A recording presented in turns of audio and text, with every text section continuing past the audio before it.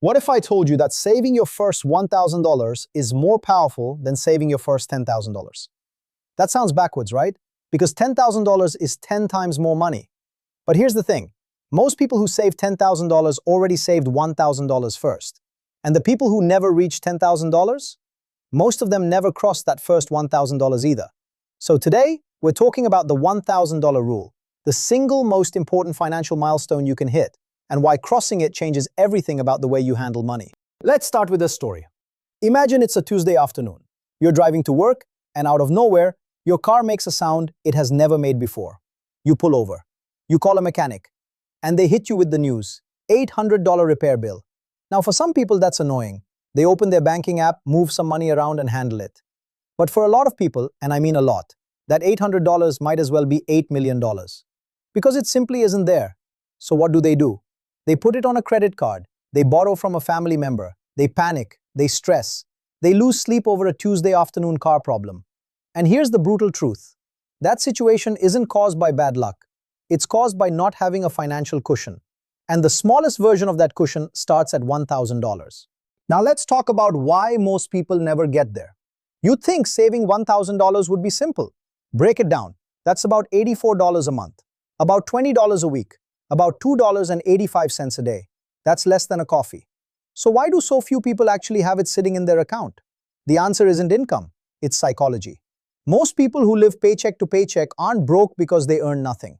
They're broke because every time a little extra money shows up, a bonus, a tax refund, a birthday gift, something else shows up right alongside it. A new expense, a spontaneous purchase, a reason to spend. Money appears and money disappears. And the cycle just keeps spinning. There's also something else happening here. When you don't have savings, every financial decision feels desperate. You can't think long-term because you're always solving a short-term problem. Your car breaks down, so you go into debt. You go into debt, so your monthly expenses go up. Your monthly expenses go up, so you have even less money left to save. It's a loop.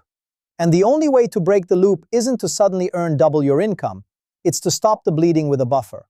That buffer is your first $1,000. So what actually changes when you hit that number?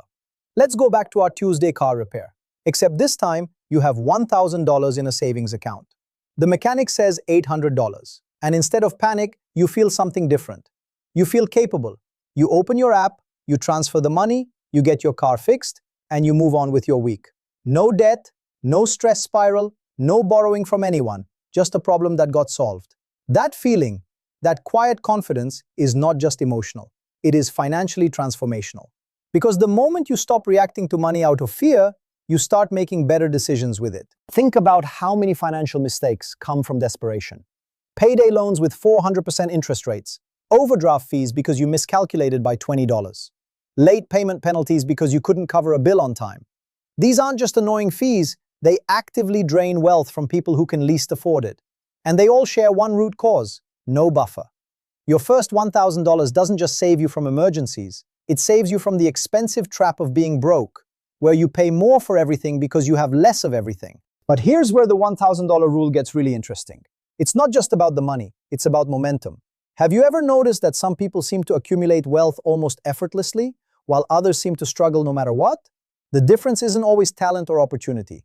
A huge part of it is momentum. Saving your first $1,000 teaches you something that no finance book can fully explain. It teaches you that you are capable of building wealth.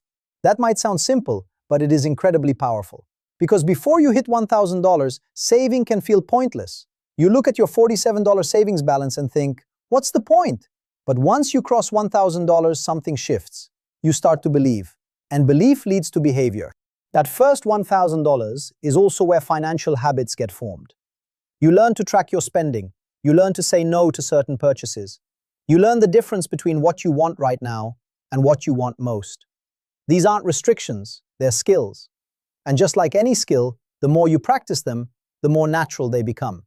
Before long, saving isn't a sacrifice, it's just what you do. And that's when the real wealth building begins. Let's talk about what comes after.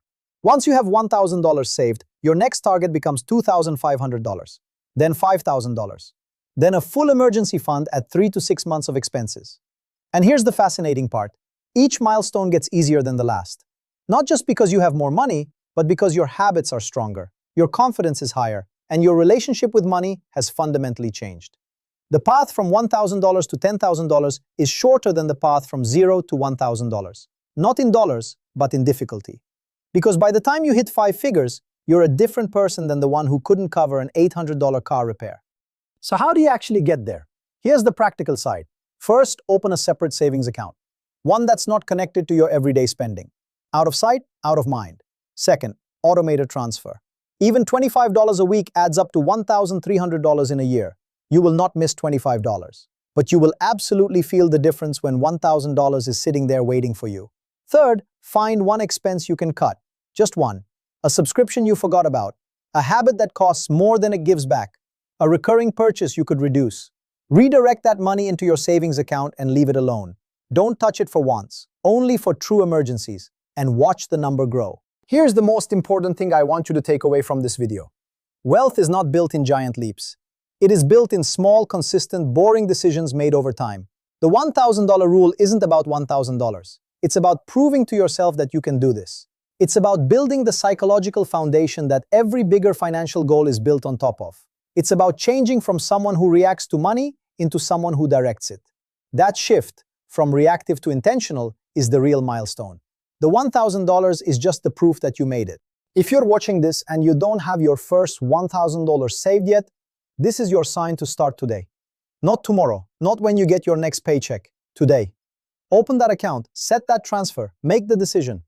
And if you already have your first $1,000, congratulations, seriously. You've already done what most people haven't. Now go chase the next milestone. And listen, before you close this tab and go back to your day, just sit with this for a second. You came here, you watched this, you actually learned something about your money today. That already puts you ahead of most people who will scroll past this video without a second thought. Most people will nod along, feel motivated for 5 minutes, and then forget about it by dinner. But not everyone. Some people watching this right now will open a new savings account tonight. Some will set up that automatic transfer before they go to sleep. Some will write down their first savings goal for the very first time and actually mean it. Those people will look back a year from now and remember exactly where it started. Maybe it started here. Maybe it started with a number as simple as $1,000.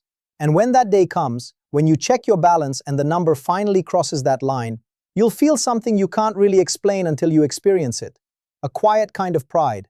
A sense that you are no longer just drifting through your financial life, but actually building something. That feeling is waiting for you. The only question is when you decide to go get it. If this video helped you, subscribe for more simple money lessons. And tell me in the comments, what is your first savings goal? $1,000? $5,000? Or $10,000? Let's build it together.